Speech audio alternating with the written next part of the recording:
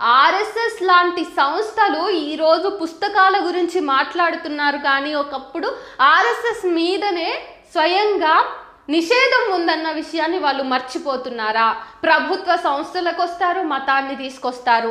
రాజ్యాంగబద్ధమైనటువంటి దేశంలో బ్రతుకుతూ రాజ్యాంగాన్నే మీరు రిప్లేస్ చేయాలని చూస్తారు. మళ్ళీ ఈ దేశంలో ఉన్నటువంటి దాదాపు 50% స్త్రీ జనాభాను మళ్ళీ మీరు బానిసలుగా చేసేటటువంటి మనుస్మృతిని వెనక్కు తీసుకొని రావాలని చూస్తారు. ఇవన్నీ ఎంత ప్లాన్డ్ సిరీస్ ఆఫ్ హేట్రెడ్ని స్ప్రెడ్ చేస్తున్నాయి అన్నది మీరు ఆలోచిస్తే ఖచ్చితంగా మనసున్న కవి రచయిత అయితే, లేదా స్వయంగా మీరు కవి రచయిత అని మీరు భావిస్తూ ఉండి ఇట్లాంటి సంఘటనలన్నింటికీ సంఘీభావం తెలిపి ఇవన్నీ కూడా చాలా మంచి పనులు, ఇదంతా ఇట్లానే ఉండాలి, ఉచ్చల జలధిధరంగానే పుస్తకం రావద్దు, ఎన్ వేణుగోపాల్ ఆయన స్టాల్లో ఇట్లాంటి పుస్తకాలు అమ్మకూడదు, ప్రధాన